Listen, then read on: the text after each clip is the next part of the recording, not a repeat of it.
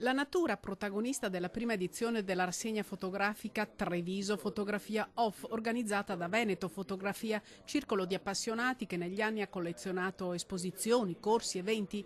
Il risultato è una mostra diffusa in centro storico, coinvolgendo anche negozi e piazze della città. Ci sono 9 mostre del festival che rappresentano il meglio della fotografia di natura a livello internazionale, ma oltre a queste 9 mostre ci sono 95 mostre allestite in altrettanti locali sparsi nel centro della città con autori e espositori da tutto il mondo, in questo caso non solo natura ma proprio fotografia a 360 gradi. Avvertiamo una mancanza di presenza di cultura fotografica, portando gli autori più importanti in Italia di fotografia naturalistica ad esporre nella nostra città.